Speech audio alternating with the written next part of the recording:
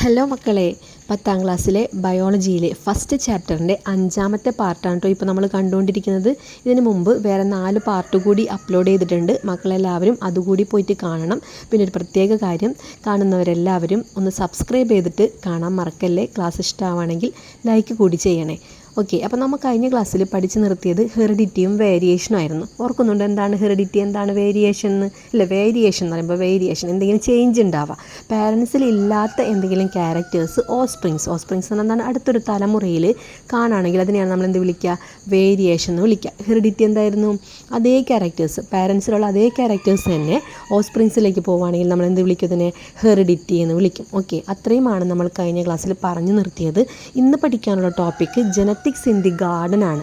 ഇത്രയും നമ്മൾ പഠിച്ചത് ജീൻസും ക്രോമസോം ഒക്കെ ഹ്യൂമൻ ബീയിങ്സിലെ കാര്യമായിരുന്നു നമ്മൾ പഠിച്ചുകൊണ്ടിരുന്നത്. ഹ്യൂമൻ ബീയിങ്സിൽ എത്ര ക്രോമസോം ഉണ്ട്, മെയിലിൽ എങ്ങനെയാണ്, ഫീമെയിലിൽ എങ്ങനെയാണ്, അതിൻ്റെ സ്ട്രക്ചർ എങ്ങനെയാണ്, ഇങ്ങനത്തെ കാര്യങ്ങളൊക്കെയാണ് നമ്മൾ ഇത്രയും പഠിച്ചുകൊണ്ടിരുന്നത്.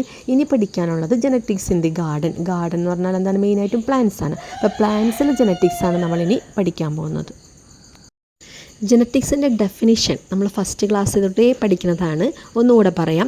Genetics is the branch of science that deals with genes, heredity and variation. എന്താണ് ജനറ്റിക്സ് എന്ന് പറഞ്ഞാൽ? സയൻസിൻ്റെ ഒരു ബ്രാഞ്ചാണ്. അതെന്തൊക്കെയാണ് ഡീൽ ചെയ്യണത്? Genes, heredity and variation. Okay, ഇനി ഗ്രിഗർ ജൊഹാൻ മെൻഡൽസ്, അതായത് നമ്മുടെ ജനറ്റിക്സിൻ്റെ ഫാദർ എന്ന് പറഞ്ഞാൽ ആരാണ്? മെൻഡൽ. നമ്മൾ സിംപിളി എന്താ പറയുക? മെൻഡൽ എന്നാണ് പറയുക. നമുക്ക് ആകെ ഒരു മെൻഡലേ അറിയുള്ളൂ അല്ലേ? ആ മെൻഡലല്ല, ഇതൊരാളുടെ പേരാണ്. മുഴുവൻ പേരെന്താണ്? Gregor Johann Mendel. ആളാണെന്ത്? അദ്ദേഹമാണ് എന്ത്? ജനറ്റിക്സിൻ്റെ ഫാദർ. അദ്ദേഹം കുറേ എക്സ്പീരിമെൻറ്റ്സ് ഒക്കെ നടത്തിയിരുന്നു. ഒരു ചെടിയിലാണ് അദ്ദേഹം എക്സ്പീരിമെൻറ്റ് നടത്തിയത്. P plant, garden P plant എന്നാണ് നമ്മൾ സിംപ്ലി കോമൺ നെയിമായിട്ട് പറയുക. അതിൻ്റെ സയൻറ്റിഫിക് നെയിമാണ് പൈസം സറ്റൈവം എന്ന് പറയുന്നത്. സയൻറ്റിഫിക് നെയിം എഴുതുമ്പോൾ എപ്പോഴും 2 നെയിം ഉണ്ടാവും അല്ലേ? നമ്മൾ പഠിച്ചിട്ടുണ്ട്. ജീനസ് നെയിമും സ്പീഷീസ് നെയിമും ചേർന്നതാണ് സയൻറ്റിഫിക് നെയിം. അതുപോലെ അതുകൊണ്ട് തന്നെ ഇദ്ദേഹം എക്സ്പീരിമെൻറ്റ് നടത്തിയ പീ പ്ലാന്റിൻ്റെ സയൻറ്റിഫിക് നെയിമാണ് പൈസം സറ്റൈവം. ഇത് ഓർത്ത് വയ്ക്കണം കേട്ടോ. And the conclusions he drew out of hybridization experiments. എന്താണ് ഈ ഹൈബ്രിഡൈസേഷൻ എന്ന് പറഞ്ഞാൽ? നമുക്കറിയാമല്ലേ, നോർമലായിട്ട് എല്ലാ ചെടികളിലും പോളിനേഷൻ നടക്കാറുണ്ട് അല്ലേ? പൊള്ളൻ ഗ്രീൻസ് വന്ന് സ്റ്റിഗ്മയിൽ വന്ന് വീഴുന്നതിനല്ല നമ്മൾ പോളിനേഷൻ എന്ന് പറയുന്നത്. അപ്പോൾ ഇത് ആർട്ടിഫിഷ്യലായിട്ട് ചെയ്യുക. ഏത് പൂവിൻ്റെ പൊള്ളൻ ഗ്രീൻസാണ്, ഒരു പൂവിൻ്റെ സ്റ്റിഗ്മയിൽ വേറെ ഏത് പൂവിൻ്റെ പൊള്ളൻ ഗ്രീൻസാണോ വന്ന് വീഴേണ്ടത് അത് ആർട്ടിഫിഷ്യലായിട്ട് കൊണ്ടുവന്ന് വെക്കുക. അങ്ങനെ ചെയ്യുന്ന എക്സ്പെരിമെൻറ്റ്സിനാണ് നമ്മൾ എന്ത് വിളിക്കുക? ഹൈബ്രിഡൈസേഷൻ എക്സ്പെരിമെൻറ്റ്സ് എന്ന് വിളിക്കുക. ഓക്കെ, അപ്പോൾ ജനറ്റിക്സ് എന്ന് പറഞ്ഞാൽ എന്താണ്? ബ്രാഞ്ച് ഓഫ് സയൻസ് ആണ്. ജീൻസിനെയും ഹെറിഡിറ്റിനെയും വേരിയേഷനൊക്കെ കൈകാര്യം ചെയ്യുന്ന സയൻസിൻ്റെ ബ്രാഞ്ചിനെയാണ് നമ്മൾ എന്ത് വിളിക്കുക? ജനറ്റിക്സ് എന്ന് വിളിക്കുക. ജനറ്റിക്സിൻ്റെ ഫാദറാണ് ഗ്രിഗർ ജൊഹാൻ മെൻഡൽ എന്ന് പറയുന്നത്. അദ്ദേഹം എക്സ്പീരിമെൻറ്റ്സ് നടത്തിയത് ഗാർഡൻ പീ പ്ലാന്റിലാണ്. ഈ ഗാർഡൻ പീ പ്ലാന്റിൻ്റെ സയൻറ്റിഫിക് നെയിമാണ് പൈസം സറ്റൈവം എന്ന് പറയുന്നത്. അദ്ദേഹം നടത്തിയ എക്സ്പീരിമെൻറ്റ്സ് ആണ് ഹൈബ്രിഡൈസേഷൻ എക്സ്പീരിമെൻറ്റ്സ്. ഇത്രയാണ് നമ്മളിപ്പോൾ ചർച്ച ചെയ്തത്. ബാക്കി കാര്യങ്ങൾ നോക്കാം. അടുത്ത ഒരു പാരഗ്രാഫിൽ കൊടുത്തിട്ടുള്ളത് ഗ്രിഗർ ജൊഹാൻ മെൻഡലിൻ്റെ കുറച്ച് പേഴ്സണൽ ഡീറ്റെയിൽസ് ആണ്. അദ്ദേഹം ജനിച്ച വർഷം, മരിച്ച വർഷം, അദ്ദേഹം എക്സ്പീരിമെൻറ്റ്സ് നടത്തിയിട്ടുള്ള അല്ലെങ്കിൽ അദ്ദേഹം പഠിച്ചിട്ടുള്ള ബ്രാഞ്ചസ്, അതൊക്കെയാണ് കേട്ടോ. അത് എക്സാം പോയിൻ്റ് ഓഫ് വ്യൂവിൽ അത്ര ഇമ്പോർട്ടൻ്റ് ആയതല്ല. പിന്നെ അറിഞ്ഞിരിക്കേണ്ട ഒരു കാര്യം എന്താണെന്ന് വെച്ചാൽ അദ്ദേഹം ഒരു പ്രീസ്റ്റായിരുന്നു, ഒരു പുരോഹിതനായിരുന്നു, ഒരു മൊണാസ്ട്രിയിലെ പുരോഹിതനായിരുന്നു കേട്ടോ. ഓക്കെ, ഇനി നെക്സ്റ്റ് പേജ് നമുക്ക് നോക്കാം. 1856 അദ്ദേഹത്തിൻ്റെ ഹൈബ്രിഡൈസേഷൻ എക്സ്പീരിമെൻറ്റ്സ് ഒക്കെ സ്റ്റാർട്ട് ചെയ്തത്. ഏത് പ്ലാന്റിലായിരുന്നു? അതെ, പീ പ്ലാന്റിലായിരുന്നു. പൈസം സറ്റൈവം എന്ന് പറയുന്ന പീ പ്ലാന്റിലായിരുന്നു അദ്ദേഹത്തിൻ്റെ എക്സ്പീരിമെൻറ്റ്സ് ഒക്കെ സ്റ്റാർട്ട് ചെയ്തത്. 7 ക്യാരക്ടേഴ്സാണ് അദ്ദേഹം എക്സ്പീരിമെൻറ്റിന് വേണ്ടിയിട്ട് സെലക്ട് ചെയ്തത്. അതായത് 7 ക്യാരക്ടറിസ്റ്റിക്സ് ആണ് അദ്ദേഹം എക്സ്പീരിമെൻറ്റ്സിന് വേണ്ടിയിട്ട് സെലക്ട് ചെയ്തത്. ഈ 7 ക്യാരക്ടറിസ്റ്റിക്സ് എന്ന് പറയുമ്പം ഇപ്പോൾ പ്ലാന്റ്, പൊക്കമുള്ള പ്ലാന്റ് ഉണ്ടാവും, പൊക്കമില്ലാത്ത പ്ലാന്റ് അല്ലേ? അപ്പോൾ ഹൈറ്റ് ഓഫ് ദി പ്ലാന്റ്, അല്ലെങ്കിൽ colour of the seed, shape of the pod, അങ്ങനെ പല തരം ക്യാരക്ടേഴ്സാണ് അദ്ദേഹം എക്സ്പീരിമെൻറ്റ്സിന് വേണ്ടിയിട്ട് സെലക്ട് ചെയ്തത്. ടീച്ചർ അപ്പോൾ ടെക്സ്റ്റ് ബുക്കിലെ ലൈൻസ് കുറച്ചൊന്ന് വായിക്കാൻ ശ്രദ്ധിച്ചിരിക്കുക. In 1856 Mendel began to conduct hybridization experiments on pea plant in the garden of his monastery that focused on 7 specific characters such as the colour of the flower, shape of the seed, etcetera. Based on the analysis of the experimental result he explained that a pair of factors control each characters and represented those factors using symbols. ഇതാണ് ഇതിൽ important ആയിട്ടുള്ള ഒരു point എന്ന് പറഞ്ഞാൽ.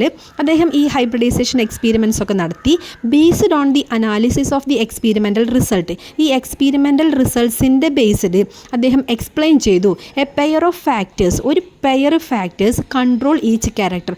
ഓരോ ക്യാരക്ടറിനെയും control ചെയ്യുന്നത് A pair of factors ആണ്. Factor എന്ന വേർഡാണ് അദ്ദേഹം യൂസ് ചെയ്തത്. And represented those factors using symbols. ഈ ഫാക്ടേഴ്സിനെ സിമ്പിൾസ് വെച്ചിട്ടാണ് അദ്ദേഹം റെപ്രസെൻറ്റ് ചെയ്തത്. ഇതാണ് അതിൽ ഇമ്പോർട്ടൻ്റ് ആയിട്ടുള്ളത് കേട്ടോ. These factors are now known to be genes. ഈ ഫാക്ടർ എന്ന് മെൻ്റൽ പറഞ്ഞ കാര്യമാണ് പിന്നീട് ജീൻ എന്ന് നമ്മൾ ഡിനോട്ട് ചെയ്തത്. Gregor Mendel's conclusions are known as the law of inheritance. Gregor മെൻ്റലിൻ്റെ കൺക്ലൂഷൻസ് എല്ലാം ചേർത്ത് നമ്മൾ എന്താണ് വിളിക്കുക? ലോസ് ഓഫ് ഇൻഹെറിറ്റൻസ് എന്നാണ് വിളിക്കുന്നത്. ഓക്കെ, അപ്പോൾ ഇവിടെ ഫാക്ടർ എന്ന വേർഡാണ് ഇമ്പോർട്ടൻറ്റ്. മെൻ്റൽ ഫാക്ടർ എന്ന് പറയുന്നത് ഇന്ന് അതെന്താണെന്ന് കണ്ടുപിടിച്ചു? ജീനാണെന്ന് കണ്ടുപിടിച്ചു. മെൻ്റലിൻ്റെ കാലത്ത് അത് ജീനാണെന്ന് മെൻ്റലിന് തിരിച്ചറിയാൻ പറ്റിയിട്ടുണ്ടായിരുന്നില്ല. പക്ഷേ ഒരു പെയർ ഓഫ് ഫാക്ടേഴ്സ് ക്യാരക്ടറിനെ ഡിറ്റർമിൻ ചെയ്യുന്നുണ്ടെന്ന് അദ്ദേഹത്തിന് മനസ്സിലായി. പിന്നീടുള്ള സ്റ്റഡീസാണ് ഈ ഫാക്ടറാണ് ജീൻ എന്ന് കണ്ടുപിടിച്ചത്. ഓക്കെ, അപ്പം മെൻ്റലിൻ്റെ എക്സ്പെരിമെൻറ്റ്സ് എന്നുള്ള കൺക്ലൂഷൻസ് എല്ലാം ചേർത്ത് നമ്മൾ ലോസ് ഓഫ് ഇൻഹെറിറ്റൻസ് എന്നാണ് പറയുക.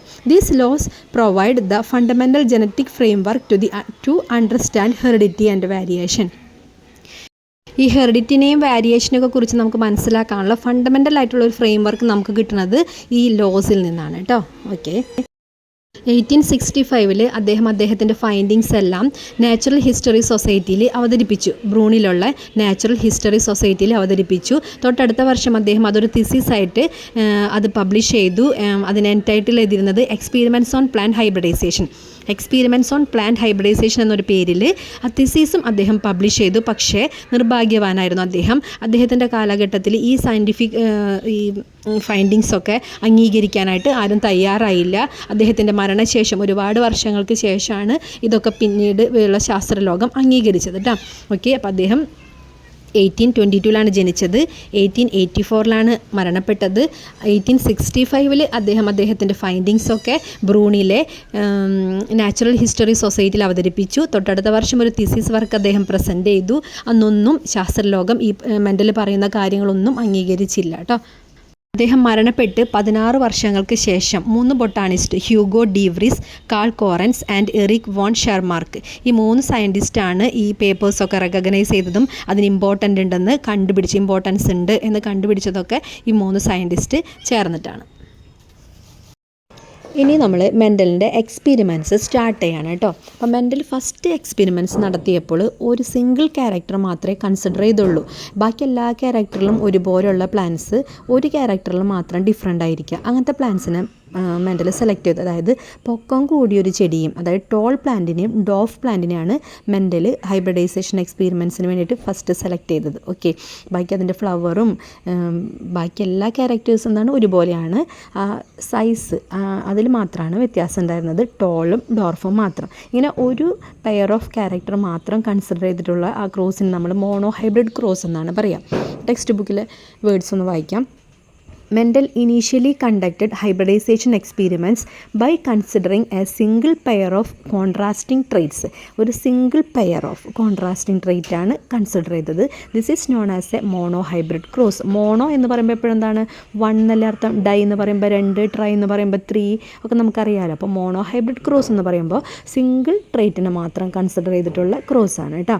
The hybridization experiments conducted considering the trait of the height is depicted in the illustration. താഴെ കൊടുത്തിട്ടുണ്ട്. ഈ കാണിച്ചിരിക്കുന്നത് ആ ഹൈബ്രിഡൈസേഷൻ എക്സ്പെരിമെൻ്റ് ആണ്. നമുക്ക് നോക്കാം. കണ്ടോ, ഫസ്റ്റത്തെ പ്ലാന്റിന് എന്താ ടോൾന്ന് ഡിനോട്ട് ചെയ്തിട്ടുണ്ട്. അതിൻ്റെ പൊക്കം കാണിച്ചിരിക്കുന്നതും ഒരു ടോൾ പ്ലാന്റ് തന്നെയാണ് അല്ലേ, ക്രോസ് ചെയ്യാണ് കേട്ടോ. അതിൻ്റെ ഹൈബ്രിഡൈസേഷൻ എക്സ്പെരിമെൻറ്റ് നടത്തുന്നതിനാണ് നടുവിൽ ഇൻഡു പോലത്തെ ഒരു ചിഹ്നിട്ടിട്ടില്ലേ. അപ്പോൾ ക്രോസ് ചെയ്യുന്നതാണ് നമ്മളതിനെ വായിക്കുന്നത്.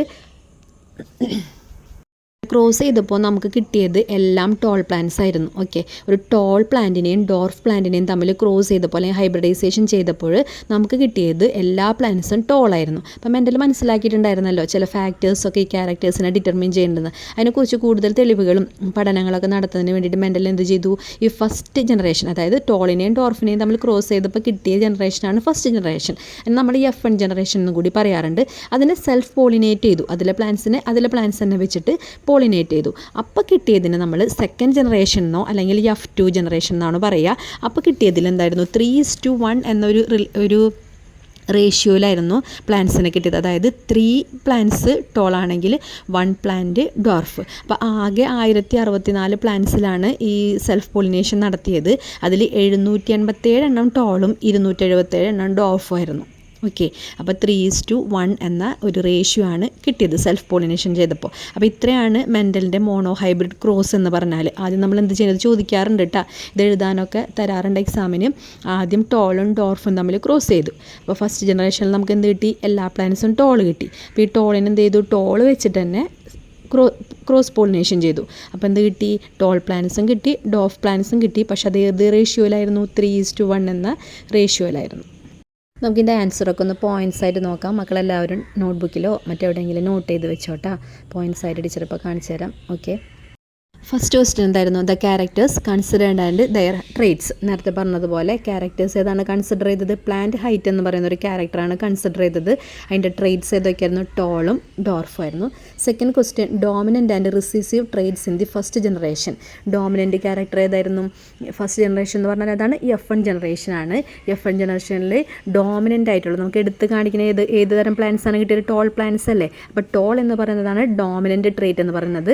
ഡോർഫ് അവിടെ ഒളിച്ചിരിക്കുക ചെയ്യുന്നത്, അതാണ് അപ്പോൾ റിസസീവ് ട്രേറ്റ് എന്ന് പറഞ്ഞാൽ. ഓക്കെ, അത് മനസ്സിലായോ? അപ്പോൾ അതായത് ഡോർഫ് നമുക്ക് ഓൾറെഡി കിട്ടുന്നില്ല, പക്ഷെ അതിൽ ഡോർഫും കൂടി ഒളിഞ്ഞിരിക്കുന്നുണ്ട്. അതുകൊണ്ടല്ല അതിന് സെൽഫ് പോളിനേഷൻ നടത്തിയപ്പോൾ സെക്കൻഡ് ജനറേഷനിൽ നമുക്ക് ഡോർഫ് വന്നത്.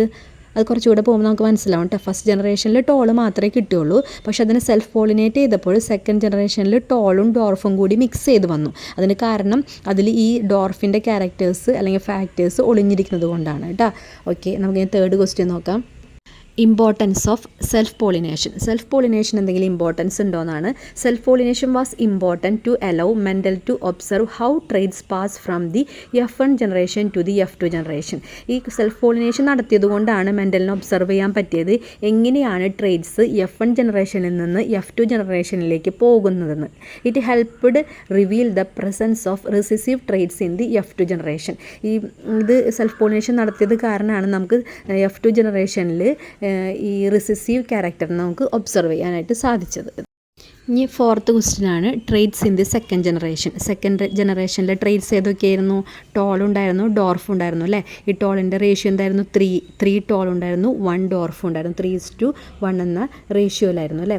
നമ്മളിങ്ങനെ ടി എന്നൊക്കെ എഴുതില്ല, അതിനെ നമ്മൾ ജീനോ ടൈപ്പ് എന്നാണ് ഡിനോട്ട് ചെയ്യുക. ക്യാപിറ്റൽ ടി സ്മോൾ ടി ഇതിനൊക്കെ നമ്മൾ എന്താ ടോൾ എന്ന് തന്നെയാണ്. ഒരു ക്യാപിറ്റൽ ടി വന്നിട്ടുണ്ടല്ലോ, അപ്പോൾ ആ പ്ലാന്റിനൊക്കെ നമ്മൾ ടോൾ എന്ന് തന്നെയാണ് പറയുക. ഇങ്ങനെ ലെറ്റർ വെച്ച് ഡിനോട്ട് ചെയ്തതിനെ ജീനോടൈപ്പ് എന്നാണ് പറയുക. ഇനി അതിൻ്റെ ക്യാരക്ടറായിട്ട് നമ്മൾ പറയില്ലേ ടോൾ, ഡോർഫ് എന്നൊക്കെ, അതിന് ഫീനോടൈപ്പ് എന്നാണ് പറയുക. അപ്പോൾ ജീനോടൈപ്പും ഫീനോടൈപ്പും അറിഞ്ഞിരിക്കണം കേട്ടോ. ഈ ലെറ്റർ വെച്ച് ഡിനോട്ട് ചെയ്യുന്നതിന് ജീനോടൈപ്പ് എന്നും ആ ക്യാരക്ടറായിട്ട് പറയുന്നതിന് ഫീനോടൈപ്പ് എന്നാണ് പറയുക. അപ്പോൾ ക്യാപിറ്റൽ ടി എന്ന് പറയുന്നത് ജീനോടൈപ്പാണ്, ടോൾ എന്ന് പറയുന്നത് ഫീനോടൈപ്പാണ്. ഓക്കെ, ഇപ്പോൾ ഒരു ക്യാപിറ്റൽ ടി ഉണ്ടെങ്കിൽ, രണ്ടും ക്യാപിറ്റൽ ടി ആവണമെന്നില്ല, ഒരു ക്യാപിറ്റൽ ടി എങ്കിലും ഉണ്ടെങ്കിൽ അതിൻ്റെ ഫീനോടൈപ്പ് എന്തായിരിക്കും? ടോൾ ആയിരിക്കും. രണ്ടും സ്മോൾ ടി വന്നാൽ മാത്രമാണ് അത് ഡോർഫ് ആവുള്ളൂ. അടുത്തത് ടെക്സ്റ്റ് ബുക്കിലൊരു ബോക്സാണ്. ഫാക്ടേഴ്സ് എന്ന് ഹെഡിങ് കൊടുത്തിട്ടൊരു ബോക്സ് ഉണ്ട്. നമ്മൾ നേരത്തെ പറഞ്ഞ കാര്യങ്ങളൊക്കെ കുറച്ചും കൂടി സയൻറ്റിഫിക് ആയിട്ട് പറയുകയാണ് ചെയ്യുന്നത്. Gregor Mendel hypothesized that characters from parents are passed on to offsprings through certain factors that are transmitted through gametes. നേരത്തെ പറഞ്ഞു ക്യാരക്ടേഴ്സിനെ ഡിറ്റർമിൻ ചെയ്യുന്ന ചില ഫാക്ടേഴ്സ് ആണെന്നൊക്കെ മെൻഡൽ കണ്ടുപിടിച്ചെന്നൊക്കെ നമ്മൾ പറഞ്ഞു. ഈ ഫാക്ടേഴ്സ് ഗാമറ്റ്സിലൂടെയാണ് പാരൻസിൽ നിന്ന് ഓസ്പ്രിങ്സിലേക്ക് പോകുന്നതെന്ന് അദ്ദേഹം അനുമാനിച്ചു.